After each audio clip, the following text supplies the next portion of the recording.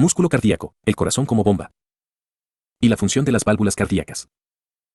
El corazón, que se muestra en la figura 9a1, está formado realmente por dos bombas separadas, un corazón derecho que bombea sangre hacia los pulmones y un corazón izquierdo que bombea sangre a través de la circulación sistémica que aporta flujo sanguíneo a los demás órganos y tejidos del cuerpo. Cada uno de estos corazones es una bomba bicameral pulsátil formada por una aurícula y un ventrículo. Cada una de las aurículas es una bomba débil de cebado del ventrículo, que contribuye a transportar sangre hacia el ventrículo correspondiente. Los ventrículos después aportan la principal fuerza del bombeo que impulsa la sangre, 1, hacia la circulación pulmonar por el ventrículo derecho, o 2, hacia la circulación sistémica por el ventrículo izquierdo. El corazón está envuelto por una estructura a modo de saco que consta de dos capas denominada pericardio, que lo protege y lo sostiene en su lugar. Mecanismos especiales del corazón producen una sucesión continuada de contracciones cardíacas denominada ritmici. DAT cardíaca, que transmite potenciales de acción por todo el músculo cardíaco y determina su latido rítmico. Este sistema de control rítmico se explica en el capítulo 10. En este capítulo se expone la función de bomba del corazón, comenzando con las características especiales del músculo cardíaco. Fisiología del músculo cardíaco. El corazón está formado por tres tipos principales de músculo cardíaco: músculo auricular, músculo ventricular y fibras musculares especializadas de excitación y de conducción. El músculo auricular y ventricular se contrae de manera muy similar al músculo esquelético, excepto porque la duración de la contracción es mucho mayor.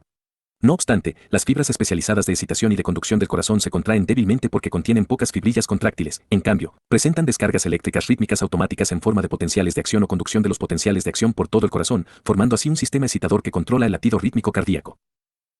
Anatomía del músculo cardíaco. La figura 9a2 muestra la histología del músculo cardíaco, que presenta las fibras musculares cardíacas dispuestas en un retículo, de modo que las fibras se dividen, se vuelven a combinar y se separan de nuevo. Cabe observar que el músculo cardíaco es estriado, igual que el músculo esquelético. Además, el músculo cardíaco tiene las miofibrillas típicas que contienen filamentos de actina y de miosina casi idénticos a los que se encuentran en el músculo esquelético. Estos filamentos están unos al lado de otros y se deslizan durante la contracción de la misma manera que ocurre en el músculo esquelético, v capítulo 6. Sin embargo, en otros aspectos el músculo cardíaco es bastante diferente del músculo esquelético, como se verá. La rotación, giro, ayuda a la eyección y la relajación del ventrículo izquierdo. El ventrículo izquierdo está organizado en complejas capas de fibras musculares que discurren en diferentes direcciones y permiten que el corazón se contraiga en un movimiento de giro durante la sístole. La capa subepicárdica, externa, describe espirales hacia la izquierda, y la subendocárdica, interna, lo hace en dirección opuesta, a la derecha, con lo que provoca una rotación en sentido horario de la base ventricular izquierda, Fig 9a3. Se origina así un movimiento de torsión del ventrículo izquierdo, que tira de la base hacia abajo en dirección a la punta durante la sístole, contracción. Al final de esta, el ventrículo izquierdo se asemeja a un muelle cargado y retrocede o se desenrosca durante la diástole, relajación, para permitir que la sangre entre con rapidez en las cámaras de bombeo. El músculo cardíaco es un sinsitio. Las zonas oscuras que atraviesan las fibras musculares cardíacas de la figura 9a2 se denominan discos intercalados. Realmente son membranas celulares que separan las células musculares cardíacas individuales entre sí. Es decir, las fibras musculares cardíacas están formadas por muchas células individuales conectadas entre sí en serie y en paralelo. En cada uno de los discos intercalados las membranas celulares se fusionan entre sí para formar uniones comunicantes, en hendidura, permeables que permiten una rápida difusión.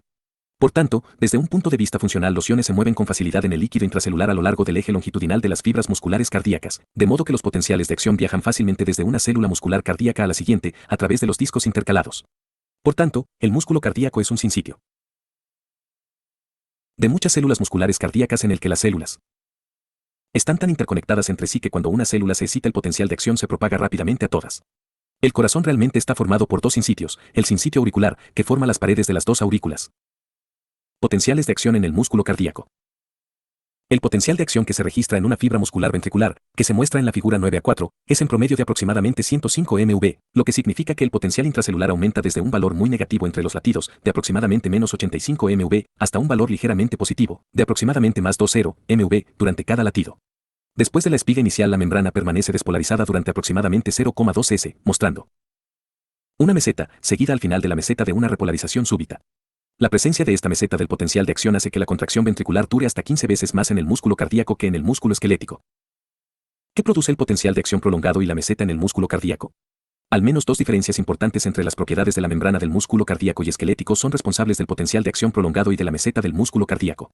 Primero, el potencial de acción del músculo esquelético está producido casi por completo por la apertura súbita de grandes números de canales rápidos de sodio que permiten que grandes cantidades de iones sodio entren en la fibra muscular esquelética desde el líquido extracelular.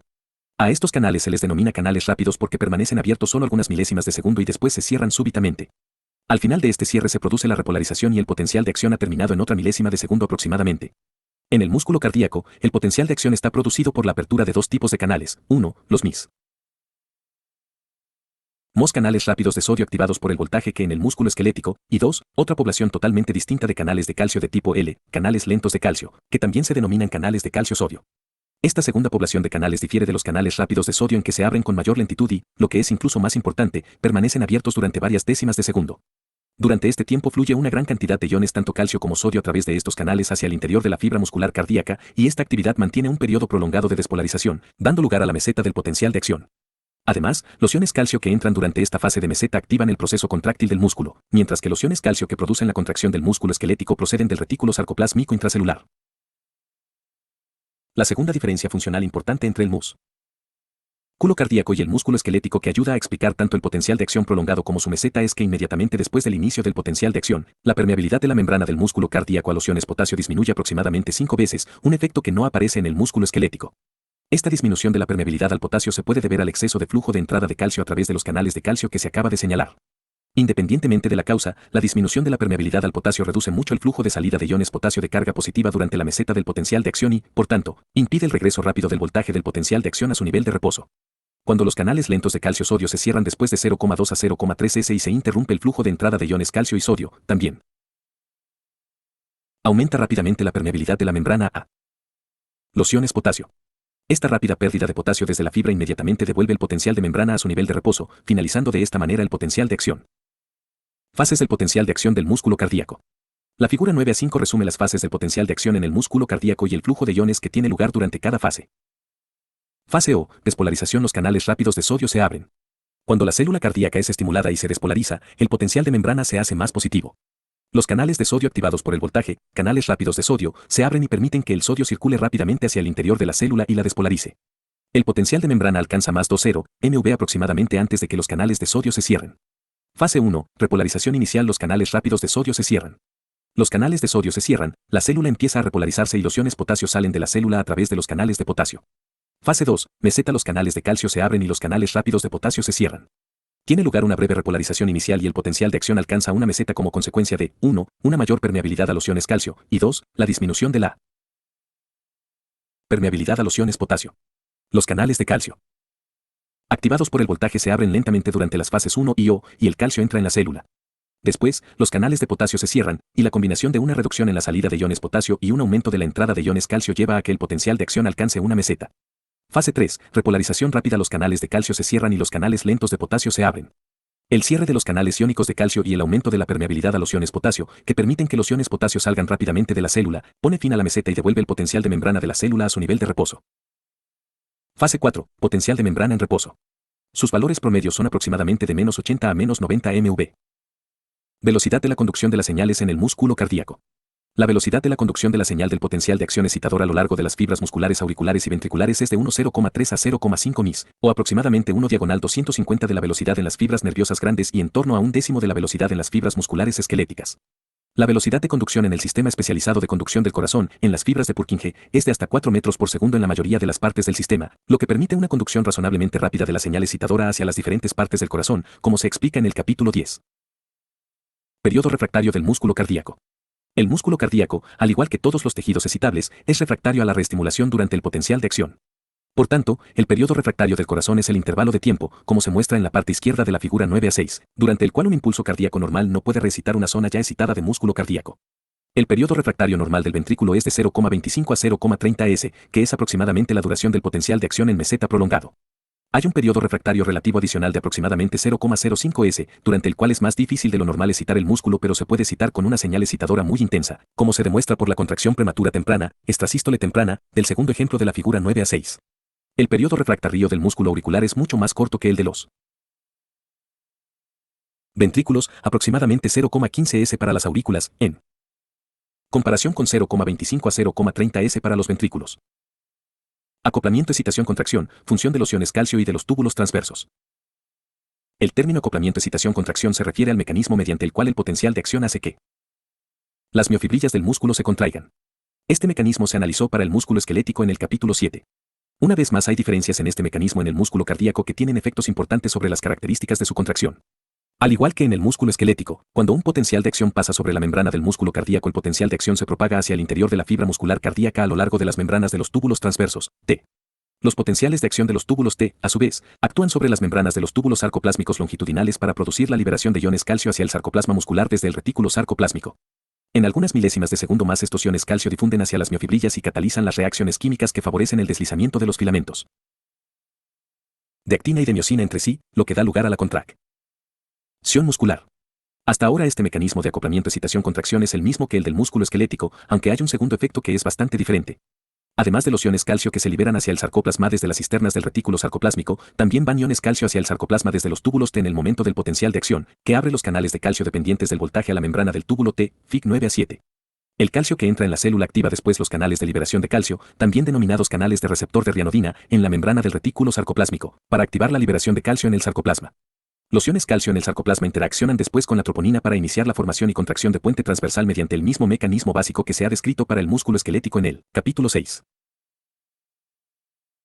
Sin el calcio procedente de los túbulos T, la fuerza de la contracción del músculo cardíaco se reduciría de manera considerable porque el retículo sarcoplásmico del músculo cardíaco está peor desarrollado que el del músculo esquelético y no almacena suficiente calcio para generar una contracción completa. No obstante, los túbulos T del músculo cardíaco tienen un diámetro 5 veces mayor que los túbulos del músculo esquelético, lo que significa un volumen 25 veces mayor. Además, en el interior de los túbulos T hay una gran cantidad de mucopolisacáridos que tienen carga negativa y que se unen a una abundante reserva de iones calcio, manteniéndolos disponibles para su difusión hacia el interior de la fibra muscular cardíaca cuando aparece un potencial de acción en un túbulo T. La fuerza de la contracción del músculo cardíaco depende en gran medida de la concentración de iones calcio en los líquidos extracelulares. De hecho, un corazón situado en una solución sin calcio dejará rápidamente de latir. La razón de esta respuesta es que las aberturas de los túbulos T atraviesan directamente la membrana de la célula muscular cardíaca hacia los espacios extracelulares que rodean las células, lo que permite que el mismo líquido extracelular que está en el intersticio del músculo cardíaco se introduzca en los túbulos T. En consecuencia, la cantidad de iones calcio en el sistema de los túbulos T, es decir, la disponibilidad de iones calcio para producir la contracción del músculo cardíaco, depende en gran medida de la concentración de iones calcio en el líquido extracelular.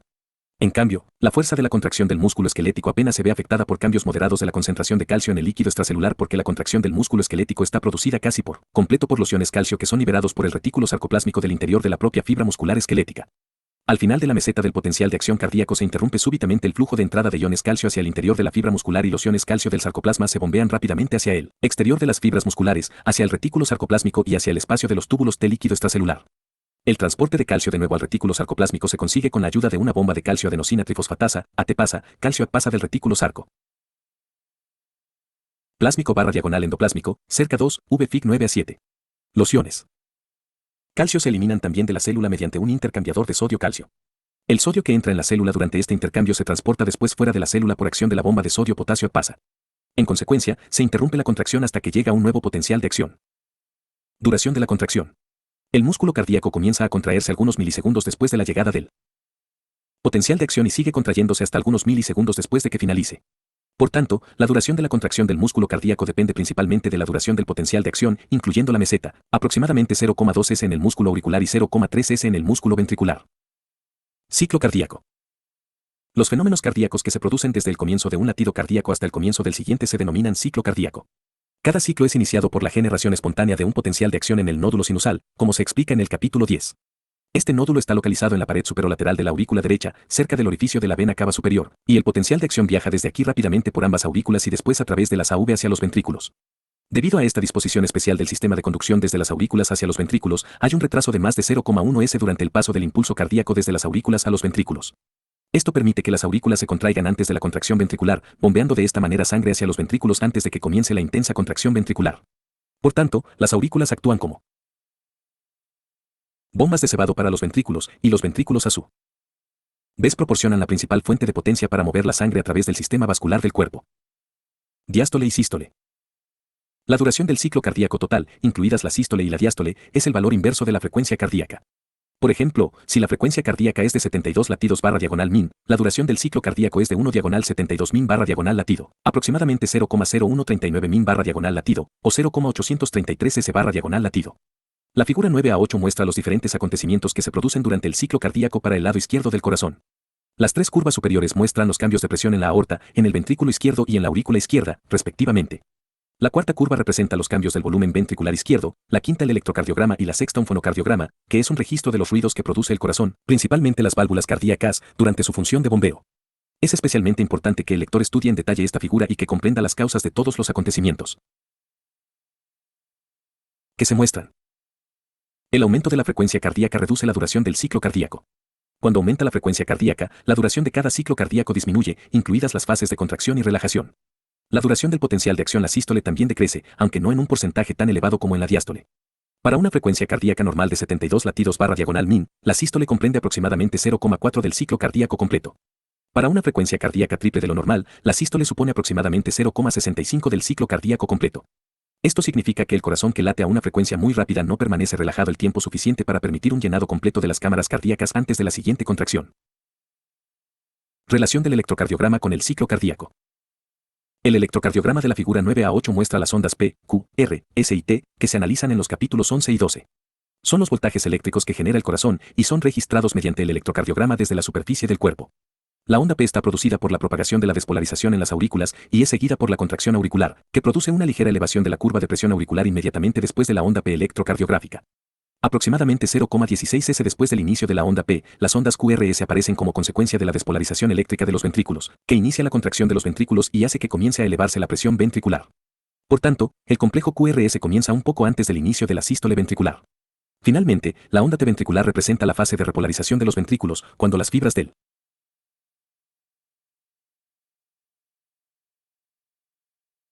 músculo ventricular comienzan a relajarse. Por tanto, la onda T se produce un poco antes del final de la contracción ventricular. Función de las aurículas como bombas de cebado para los ventrículos. La sangre normalmente fluye de forma continua desde las grandes venas hacia las aurículas. Aproximadamente el 80% de la sangre fluye directamente a través de las aurículas hacia los ventrículos incluso antes de que se contraigan las aurículas. Después, la contracción auricular habitualmente produce un llenado de un 20% adicional de los ventrículos. Por tanto, las aurículas actúan como bombas de cebado que aumentan la eficacia del bombeo ventricular hasta un 20%. Sin embargo, el corazón puede seguir funcionando en la mayor parte de las condiciones incluso sin esta eficacia de un 20% adicional porque normalmente tiene la capacidad de bombear entre el 300 y el 400% más de sangre de la que necesita el cuerpo en reposo. Por tanto, cuando las aurículas dejan de funcionar es poco probable que se observe esta diferencia salvo que la persona haga un esfuerzo. En este caso de manera ocasional aparecen síntomas de insuficiencia cardíaca, especialmente disnea. Cambios de presión en las aurículas, ondas A, E y V. En la curva de presión auricular de la figura 9 a 8 se muestran tres pequeñas elevaciones de presión, denominadas curvas de presión auricular A, C y V. La onda A está producida por la contracción auricular. Habitualmente la presión auricular derecha aumenta de 4 a 6 mmHg durante la contracción auricular y la presión auricular izquierda aumenta aproximadamente de 7 a 8 mmHg. La onda C se produce cuando los ventrículos comienzan a contraerse, está producida en parte por un ligero flujo retrógrado de sangre hacia las aurículas al comienzo de la contracción ventricular, pero principalmente por la protrusión de las válvulas AV retrógradamente hacia las aurículas debido al aumento de presión de los ventrículos. La onda V se produce hacia el final de la contracción ventricular, se debe al flujo lento de sangre hacia las aurículas desde las venas mientras las válvulas AV están cerradas durante la contracción ventricular. Después, cuando ya ha finalizado la contracción ventricular, las válvulas AV se abren y permiten que esta sangre auricular almacenada fluya rápidamente hacia los ventrículos, lo que hace que la onda V desaparezca. Función de los ventrículos. Como bombas. Los ventrículos se llenan de sangre durante la diástole. Durante la sístole ventricular se acumulan grandes cantidades de sangre en las aurículas derecha e izquierda porque las válvulas AV están cerradas.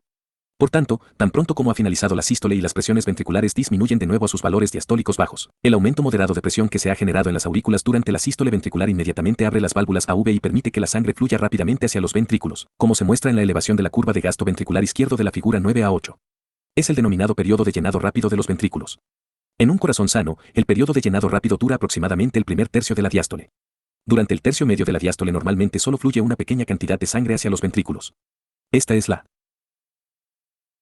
sangre que continúa drenando hacia las aurículas desde las venas y que pasa a través de las aurículas directamente hacia los ventrículos. Durante el último tercio de la diástole las aurículas se contraen y aportan un impulso adicional al flujo de entrada de sangre hacia los ventrículos. Este mecanismo es responsable de aproximadamente el 20% del llenado de los ventrículos durante cada ciclo cardíaco. Los ventrículos se vuelven rígidos con la edad o a causa de las enfermedades que provocan fibrosis cardíaca, como la hipertensión arterial o la diabetes mellitus. Como consecuencia, los ventrículos se llenan con menos sangre en la primera parte de la diástole y necesitan más volumen, precarga, que se analizará más adelante, o más llenado de la contracción auricular posterior para mantener un gasto cardíaco adecuado. Desbordamiento de los ventrículos durante la sístole. Periodo de contracción isovolumétrica, isométrica. Inmediatamente después del comienzo de la contracción ventricular se produce un aumento súbito de presión ventricular, como se muestra en la figura 9 a 8, lo que hace que se cierren las válvulas AV. Después son necesarios otros 0,02 a 0,03 s para que el ventrículo acumule una presión suficiente para abrir las válvulas semilunares, aórtica y pulmonar, contra las presiones de la aorta y de la arteria pulmonar. Por tanto, durante este periodo se produce contracción en los ventrículos, pero no se produce vaciado. Es el llamado periodo de contracción isovolumétrica o isométrica, lo que quiere decir que se produce aumento de la tensión en el músculo cardíaco, pero con un acortamiento escaso o nulo de las fibras musculares. Periodo de eyección. Cuando la presión ventricular izquierda aumenta ligeramente por encima de 80 mmHg y la presión ventricular derecha ligeramente por encima de 8 mmHg, las presiones ventriculares abren las válvulas semilunares. Inmediatamente comienza a eyectarse sangre desde los ventrículos a la aorta y la arteria pulmonar. Aproximadamente el 60% de la sangre de los ventrículos al final de la diástole es expulsada durante la sístole. En torno al 70% de esta porción es expulsado durante el primer tercio del periodo de eyección y el 30% restante del vaciado se produce durante los 2 tercios siguientes. Por tanto, el primer tercio se denomina periodo de eyección rápida y los 2 tercios finales periodo de eyección lenta. Periodo de relajación isovolumétrica, isométrica. Al final de la sístole comienza súbitamente la relajación ventricular, lo que permite que las presiones intraventriculares derecha e izquierda disminuyan rápidamente. Las presiones elevadas de las grandes arterias distendidas que se acaban de llenar con la sangre que procede de los ventrículos que se han contraído empujan inmediatamente la sangre de nuevo hacia los ventrículos, lo que cierra súbitamente las válvulas aórtica y pulmonar. Durante otro 0,03 a 0,06 s el músculo cardíaco sigue relajándose, aun cuando no se modifica el volumen ventricular, dando lugar al periodo de relajación isovolumétrica o isométrica. Durante este periodo las presiones intraventriculares disminuyen rápidamente y regresan a sus bajos valores diastólicos. Después se abren las válvulas AV para comenzar un nuevo ciclo de bombeo ventricular. Volumen telediastólico, volumen telesistólico y volumen sistólico. Durante la diástole, el llenado normal de los ventrículos aumenta el volumen de cada uno de los ventrículos hasta aproximadamente 110 a 120 mi. Este volumen se denomina volumen telediastólico. Después, a medida que los ventrículos se vacían durante la sístole, el volumen disminuye aproximadamente 70 mi, lo que se denomina volumen sistólico. El volumen restante que queda en cada uno de los ventrículos, aproximadamente 40 a 50 mi, se denomina volumen telesistólico.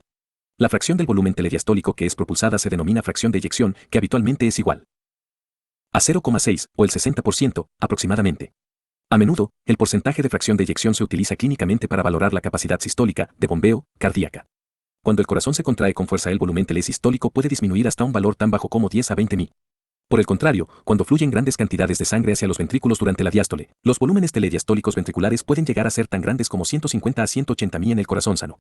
Mediante el aumento del volumen telediastólico y la reducción del volumen telesistólico se puede aumentar el volumen sistólico hasta más del doble de lo normal. Las válvulas cardíacas evitan el flujo inverso de la sangre durante la sístole. Válvulas auriculoventriculares. Las válvulas AV, las válvulas tricúspide y mitral, impiden el flujo retrógrado de sangre desde los ventrículos hacia las aurículas durante la sístole, y las válvulas semilunares, es decir, las válvulas aórtica y de la arteria pulmonar, impiden el flujo retrógrado desde las arterias aorta y pulmonar hacia los ventrículos durante la diástole. Estas válvulas, que se muestran en la figura 9 a 9 para el ventrículo izquierdo, se cierran y abren pasivamente. Es decir, se cierran cuando un gradiente de presión retrógrada empuja la sangre hacia atrás, y se abren cuando un gradiente de presión anterógrada fuerza la sangre en dirección anterógrada. Por motivos anatómicos, las finas válvulas AV casi no precisan ningún flujo retrógrado para cerrarse, mientras que las válvulas semilunares, que son mucho más fuertes, precisan un flujo retrógrado bastante rápido durante algunos milisegundos. Función de los músculos papilares. La figura 9 a 9 también muestra los músculos papilares que se unen a los velos de las válvulas AV mediante las cuerdas tendinosas. Los músculos papilares se contraen cuando se contraen las paredes ventriculares, pero, al contrario de lo que se podría esperar, no contribuyen al cierre de las válvulas. Por el contrario, tiran de los velos de las válvulas hacia adentro, hacia los ventrículos, para impedir que protruyan demasiado hacia las aurículas. Durante la contracción ventricular. Si se produce la rotura de una cuerda tendinosa o si se produce parálisis de uno de los músculos papilares debido a un bajo flujo sanguíneo por infarto de miocardio, la válvula protruye mucho hacia las aurículas durante la contracción ventricular, a veces tanto que se produce una fuga grave y da lugar a una insuficiencia cardíaca grave o incluso mortal. Válvulas aórtica y de la arteria pulmonar. Las válvulas semilunares aórtica y pulmonar funcionan de una manera bastante distinta de las válvulas AV. Primero, las elevadas presiones de las arterias al final de la sístole hacen que las válvulas semilunares se cierren súbitamente, a diferencia del cierre mucho más suave de las válvulas AV. Segundo, debido a sus orificios más pequeños, la velocidad de la eyección de la sangre a través de las válvulas aórtica y pulmonar es mucho mayor que a través de las válvulas AV, que son mucho mayores. Además, debido al cierre rápido y a la eyección rápida, los bordes de las válvulas aórtica y pulmonar están sometidos a una abrasión mecánica mucho mayor que las válvulas AV.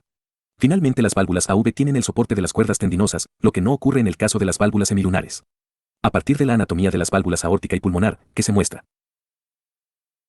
Para la válvula aórtica en la parte inferior de la figura 9 a 9, es evidente que deben estar situadas sobre una base de un tejido fibroso especialmente fuerte, pero muy flexible para soportar las tensiones físicas adicionales. Curva de presión aórtica. Cuando el ventrículo izquierdo se contrae, la presión ventricular aumenta rápidamente hasta que se abre la válvula aórtica. Posteriormente, después de que se haya abierto la válvula, la presión del ventrículo aumenta mucho menos rápidamente, como se muestra en la figura 9 a 7, porque la sangre sale inmediatamente del ventrículo hacia la aorta y después hacia las arterias de distribución sistémica. La entrada de sangre en las arterias durante la sístole hace que sus paredes se distiendan y que la presión aumente hasta aproximadamente 120 mmHg. Al final de la sístole, después de que el ventrículo izquierdo haya dejado de impulsar sangre y se haya cerrado la válvula aórtica, las paredes elásticas de las arterias mantienen una presión elevada en las arterias, incluso durante la diástole. Se produce una incisura en la curva de presión aórtica cuando se cierra la válvula aórtica, está producida por un corto periodo de flujo retrógrado de sangre inmediatamente antes del cierre de la válvula, seguido por la interrupción súbita del flujo retrógrado. Después de que se haya cerrado la válvula aórtica, la presión en el interior de la aorta disminuye lentamente durante toda la sístole porque la sangre que está almacenada en las arterias elásticas distendidas fluye continuamente a través de los vasos periféricos de nuevo, hacia las venas. Antes de que se contraiga de nuevo el ventrículo, la presión aórtica habitualmente ha disminuido hasta aproximadamente 80 mmHg, presión diastólica, que es 2/3 de la presión máxima de 120 mmHg, presión sistólica, que se produce en la aorta durante la contracción ventricular. Las curvas de presión del ventrículo derecho y de la arteria pulmonar son similares a las de la aorta, excepto que las presiones tienen una magnitud de solo aproximadamente 1/6, como se analiza en el capítulo 14. Relación de los tonos cardíacos con el bombeo cardíaco. Cuando se ausculta el corazón con un estetoscopio no se oye la apertura de las válvulas porque este es un proceso relativamente lento que no suele hacer ruido. Sin embargo, cuando las válvulas se cierran, los velos de las válvulas y los líquidos circundantes vibran bajo la influencia de los cambios súbitos de presión, generando un sonido que viaja en todas las direcciones a través del tórax. Cuando se contraen los ventrículos primero se oye un ruido que está producido por el cierre de las válvulas AV. El tono de la vibración es bajo y relativamente prolongado, y se conoce como el primer tono cardíaco, S1. Cuando se cierran las válvulas aórtica y pulmonar al final de la sístole se oye un golpe seco y rápido porque estas válvulas se cierran rápidamente y los líquidos circundantes vibran durante un periodo corto. Este sonido se denomina segundo tono cardíaco, S2. Las causas precisas de los tonos cardíacos se analizan con más detalle en el capítulo 23 en relación con la auscultación de los tonos con el estetoscopio. Trabajo cardíaco. El trabajo sistólico cardíaco es la cantidad de energía que el corazón convierte en trabajo durante cada latido cardíaco mientras bombea sangre hacia las arterias. El trabajo del corazón se utiliza de dos maneras. Primero, la mayor proporción se utiliza, con mucho, para mover la sangre desde las venas de baja presión hacia las arterias de alta presión. Esto se denomina trabajo volumen presión o trabajo externo. Segundo, una pequeña proporción de la energía se utiliza para acelerar la sangre hasta su velocidad de eyección a través de las válvulas aórtica y pulmonar, que es el componente de energía cinética del flujo sanguíneo del trabajo cardíaco. El trabajo externo del ventrículo derecho es normalmente de alrededor de la sexta parte del trabajo del ventrículo izquierdo debido a la diferencia de 6 veces de las presiones sistólicas que bombean los dos ventrículos. El trabajo adicional de cada uno de los ventrículos necesario para generar la energía cinética del flujo sanguíneo es proporcional a la masa de sangre que se expulsa multiplicada por el cuadrado de la velocidad de eyección. Habitualmente el trabajo del ventrículo izquierdo necesario para crear la energía cinética del flujo sanguíneo es de solo un 1% del trabajo total del ventrículo y, por tanto, se ignora en el cálculo del trabajo sistólico total. Sin embargo, en ciertas situaciones anormales, como en la estenosis aórtica, en la que la sangre fluye con una gran velocidad a través de la válvula estenosada, puede ser necesario más del 50% del trabajo total para generar la energía cinética del flujo sanguíneo. Análisis gráfico del bombeo ventricular. La figura 9 a 10 muestra un diagrama que es especialmente útil para explicar los mecanismos de bombeo del ventrículo izquierdo. Los componentes más importantes del diagrama son las dos curvas denominadas presión diastólica y presión sistólica. Estas curvas son curvas de volumen-presión. La curva de presión diastólica se determina llenando el corazón con volúmenes de sangre progresivamente mayores y midiendo la presión diastólica inmediatamente antes de que se produzca la contracción ventricular, que es la presión telediastólica del ventrículo. La curva de presión sistólica se determina registrando la presión sistólica que se alcanza durante la contracción ventricular a cada volumen de llenado. Hasta que el volumen del ventrículo que no se está contrayendo no aumenta por encima de aproximadamente 150 mI, la presión diastólica no aumenta mucho. Por tanto, hasta este volumen la sangre puede fluir con facilidad hacia el ventrículo desde la aurícula. Por encima de 150 mI la presión diastólica ventricular aumenta rápidamente, en parte porque el tejido fibroso del corazón ya no se puede distender más y en parte porque el pericardio que rodea el corazón se ha llenado casi hasta su límite. Durante la contracción ventricular, la presión sistólica aumenta incluso a volúmenes ventriculares bajos y alcanza un máximo a un volumen ventricular de 150 a 170 mI. Después, a medida que sigue aumentando el volumen, la presión sistólica llega a disminuir en algunas situaciones, como se muestra por la disminución de la curva de presión sistólica de la figura 9 a 10. Sucede así porque a estos volúmenes elevados los filamentos de actina y de miosina de las fibras musculares cardíacas están tan separados que la fuerza de la contracción de cada una de las fibras cardíacas se realiza en condiciones menos óptimas.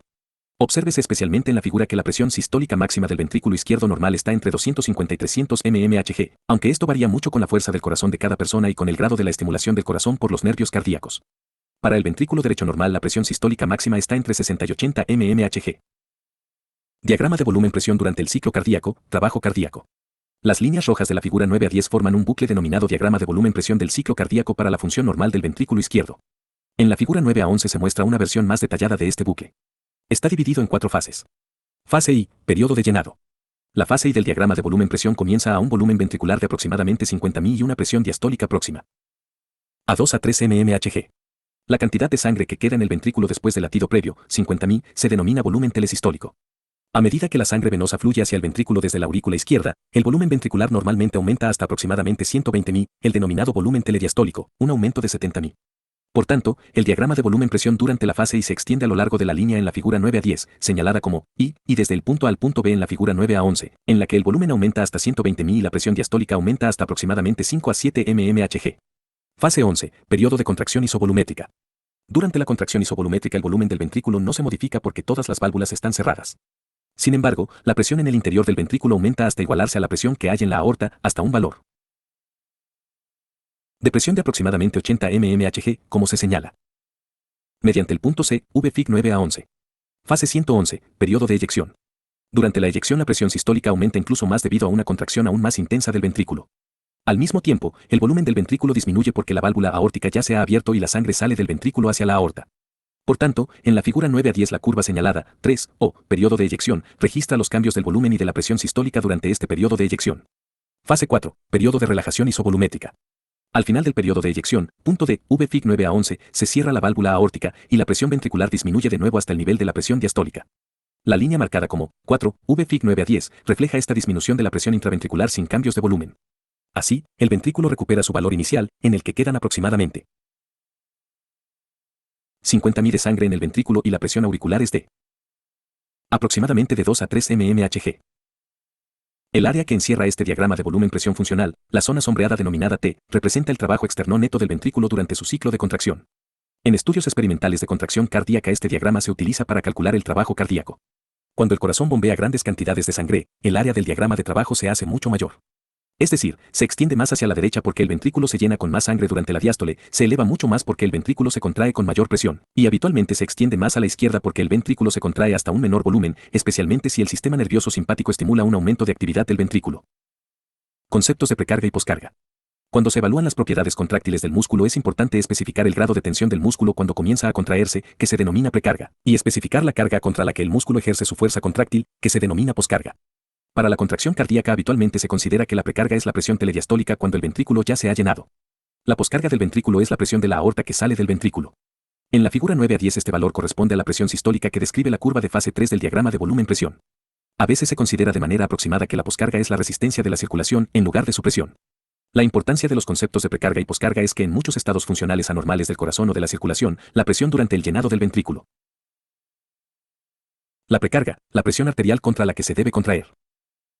El ventrículo, la poscarga, o ambas están alteradas con respecto a su situación normal en un grado importante. Energía química necesaria para la contracción cardíaca, utilización de oxígeno por el corazón. El músculo cardíaco, al igual que el músculo esquelético, utiliza energía química para realizar el trabajo de la contracción.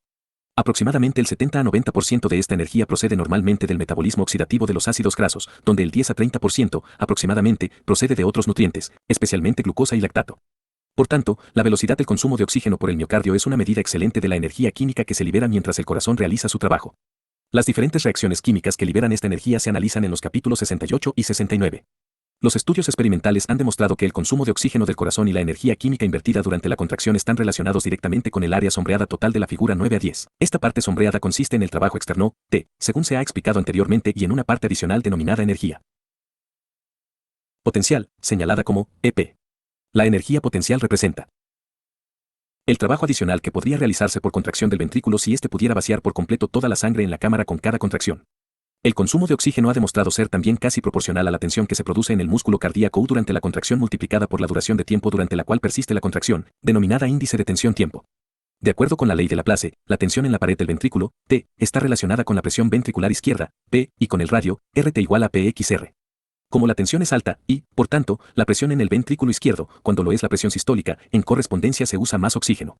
Si la presión sistólica está elevada de forma crónica, la tensión en las paredes y la carga cardíaca también aumentan, lo que induce un engrosamiento de las paredes del ventrículo izquierdo que puede reducir el radio de la cámara ventricular, hipertrofia concéntrica y, al menos, parcialmente, aliviar el aumento de tensión en las paredes. Además, se gasta mucha más energía química, incluso con presiones sistólicas normales, cuando el ventrículo está dilatado anómalamente, hipertrofia excéntrica, debido a que la tensión del músculo cardíaco durante la contracción es proporcional a la presión multiplicada por el radio del ventrículo. Esto se hace especialmente importante en caso de insuficiencia cardíaca en la que el ventrículo cardíaco está dilatado y, paradójicamente, la cantidad de energía química necesaria para una cantidad dada de trabajo cardíaco es mayor de lo normal incluso cuando el corazón ya está desfalleciendo. Eficiencia de la contracción cardíaca. Durante la contracción del músculo cardíaco la mayor parte de la energía química que se gasta se convierte en calor y una porción mucho menor en trabajo. La eficiencia cardíaca es la relación entre el trabajo y la energía química total usada para realizar dicho trabajo. La eficiencia máxima del corazón normal está entre el 20 y el 25%. En personas con insuficiencia cardíaca este valor puede disminuir hasta el 5%. Regulación del bombeo cardíaco. Cuando una persona está en reposo el corazón solo bombea de 4 a 61 de sangre cada minuto. Durante el ejercicio intenso el corazón puede bombear de 4 a 7 veces esta cantidad. Los mecanismos básicos mediante los que se regula el bombeo del corazón son 1. Regulación cardíaca intrínseca del bombeo en respuesta a los cambios del volumen de la sangre que fluye hacia el corazón, y 2. Control de la frecuencia cardíaca y del bombeo cardíaco por el sistema nervioso autónomo. Regulación intrínseca del bombeo cardíaco, el mecanismo. De Frank Starling. En el capítulo 20 se verá que en la mayoría de las situaciones la cantidad de sangre que bombea el corazón cada minuto está determinada en gran medida, por lo general, por la velocidad del flujo sanguíneo hacia el corazón desde las venas, que se denomina retorno venoso. Es decir, todos los tejidos periféricos del cuerpo controlan su propio flujo sanguíneo local, y todos los flujos tisulares locales se combinan y regresan a través de las venas hacia la aurícula derecha. El corazón, a su vez, bombea automáticamente hacia las arterias esta sangre que le llega, de modo que pueda fluir de nuevo por el circuito. Esta capacidad intrínseca del corazón de adaptarse a volúmenes crecientes de flujo sanguíneo de entrada se denomina mecanismo de Frank Starling del corazón en honor de Otto Frank y Ernest Starling, dos grandes fisiólogos. Básicamente, el mecanismo de Frank Starling significa que cuanto más se distiende el músculo cardíaco durante el llenado, mayor es la fuerza de contracción y mayor es la cantidad de sangre que bombea hacia la aorta.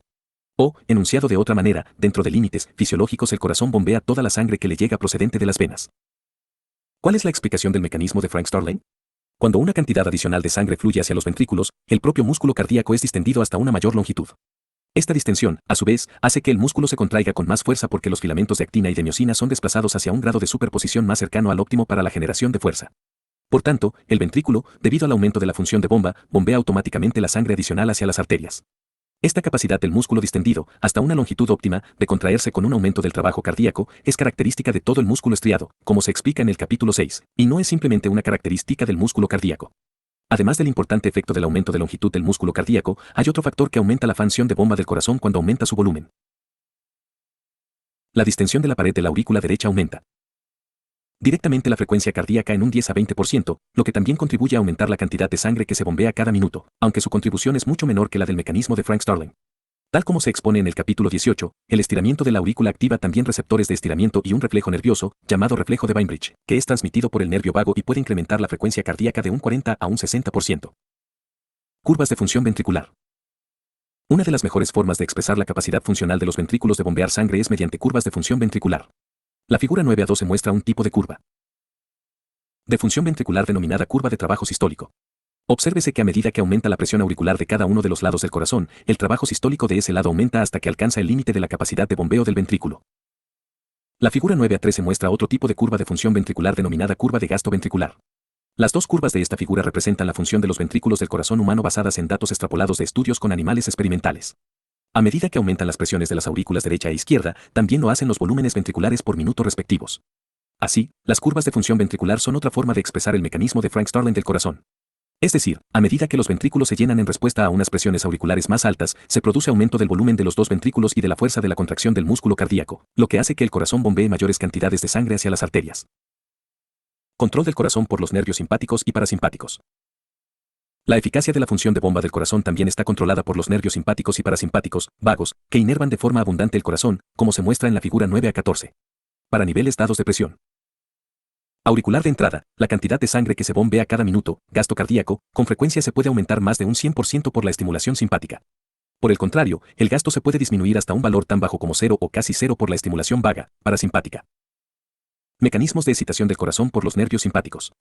La estimulación simpática intensa puede aumentar la frecuencia cardíaca en seres humanos adultos jóvenes desde la frecuencia normal de 70 latidos barra diagonal min hasta 180 a 200 y, raras veces, incluso 250 latidos barra diagonal min. Además, la estimulación simpática aumenta la fuerza de la contracción cardíaca hasta el doble de lo normal, aumentando de esta manera el volumen de sangre que se bombea y aumentando la presión de eyección. Así, con frecuencia la estimulación simpática puede aumentar el gasto cardíaco máximo hasta 2 o 3 veces, además del aumento del gasto que produce el mecanismo de Frank Starling que ya se ha comentado. Por el contrario, la inhibición de los nervios simpáticos del corazón puede disminuir la función de bomba del corazón en un grado moderado. En condiciones normales, las fibras nerviosas simpáticas que llegan al corazón descargan continuamente a una frecuencia baja que mantiene el BOM. Veo aproximadamente un 30% por encima del que habría sin estimulación simpática. Por tanto, cuando la actividad del sistema nervioso simpático disminuye por debajo de lo normal, tanto de la frecuencia cardíaca como la fuerza de la contracción del músculo ventricular se reducen, con lo que disminuye el nivel de bombeo cardíaco hasta un 30% por debajo de lo normal. La estimulación parasimpática, vaga, reduce la frecuencia cardíaca y la fuerza de la contracción. La estimulación intensa de las fibras nerviosas parasimpáticas de los nervios vagos que llegan al corazón puede interrumpir el latido cardíaco durante algunos segundos, pero después el corazón habitualmente escapa y late a una frecuencia de 20 a 40 latidos/min mientras continúe la estimulación parasimpática. Además, la estimulación vaga, intensa puede reducir la fuerza de la contracción del músculo cardíaco en un 20 a 30%. Las fibras vagales se distribuyen principalmente por las aurículas y no mucho en los ventrículos, en los que se produce la contracción de potencia del corazón. Esta distribución explica por qué el efecto de la estimulación vaga tiene lugar principalmente sobre la reducción de la frecuencia cardíaca, en lugar de reducir mucho la fuerza de la contracción del corazón. Sin embargo, la gran disminución de la frecuencia cardíaca, combinada con una ligera reducción de la fuerza de la contracción cardíaca, puede reducir el bombeo ventricular en un 50% o más. Efecto de la estimulación simpática y parasimpática sobre la curva de función cardíaca. La figura 9 a 15 muestra 4 curvas de función cardíaca. Estas curvas son similares a las curvas de función ventricular de la figura 9 a 13. Sin embargo, representan la función de todo el corazón y no la de un único ventrículo.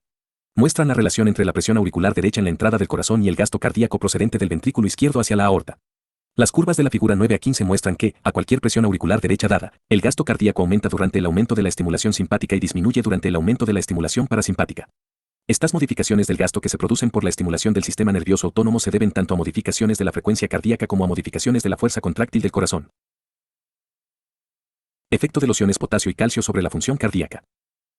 En el análisis de los potenciales de membrana del capítulo 5 se señaló que los iones potasio tienen un efecto marcado sobre los potenciales de membrana y, en el capítulo 6, que los iones calcio desempeñan una función especialmente importante en la activación del proceso contráctil del músculo. Por tanto, no debe sorprender que la concentración de cada uno de estos dos iones en los líquidos extracelulares tenga efectos destacados sobre la función de bomba del corazón. Efecto de los iones potasio.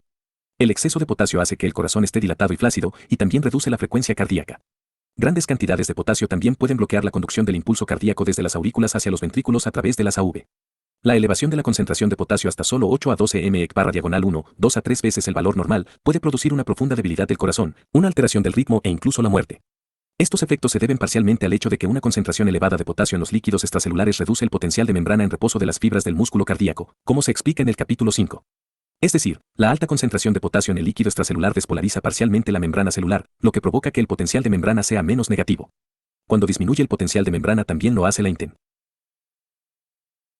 del potencial de acción, lo que hace que la contracción del corazón sea progresivamente más débil. Efecto de los iones calcio. Un exceso de iones calcio produce efectos casi exactamente contrarios a los de los iones potasio, haciendo que el corazón progrese hacia una contracción espástica. Este efecto está producido por el efecto directo de los iones calcio en el inicio del proceso contráctil cardíaco, como se explicó antes en este mismo capítulo. Por el contrario, el déficit de iones calcio produce debilidad cardíaca, similar al efecto de la elevación de la concentración de potasio. Afortunadamente, las concentraciones de iones calcio en la sangre normalmente están reguladas en un intervalo muy estrecho. Por tanto, los efectos cardíacos de las concentraciones anormales de calcio raras veces tienen significado clínico. Efecto de la temperatura sobre la función cardíaca. El aumento de la temperatura corporal, como ocurre durante la fiebre, produce un gran aumento de la frecuencia cardíaca, a veces hasta del doble del valor normal. El descenso de la temperatura produce una gran disminución de la frecuencia cardíaca, que puede disminuir hasta solo algunos latidos por minuto cuando una persona está cerca de la muerte por hipotermia en el intervalo de temperatura corporal de 15,5 a 21 C. Estos efectos probablemente se deben al hecho de que el calor aumenta la permeabilidad de la membrana del músculo cardíaco a los iones que controlan la frecuencia cardíaca, acelerando el proceso de autoexcitación. La fuerza contráctil del corazón con frecuencia se incrementa transitoriamente cuando hay un aumento moderado de la temperatura, como ocurre durante el ejercicio corporal, aunque una elevación prolongada de la temperatura agota los sistemas metabólicos del corazón y finalmente produce debilidad. Por tanto, la función óptima del corazón depende mucho del control adecuado de la temperatura corporal mediante los mecanismos que se explican en el capítulo 74. El incremento de la carga de presión arterial hasta un límite no disminuye el gasto cardíaco. Obsérvese en la figura 9 a 16 que el aumento de la presión arterial en la aorta no reduce el gasto cardíaco hasta que la presión arterial media aumenta por encima de aproximadamente 160 mmHg. En otras palabras, durante la función Normal del corazón a presiones arteriales sistólicas normales, 80 a 140 mmHg, el gasto cardíaco está determinado casi totalmente por la facilidad del flujo sanguíneo a través de los tejidos corporales, que a su vez controla el retorno venoso de la sangre hacia el corazón. Este mecanismo es el principal tema del capítulo 20. Bibliografía. Bell V.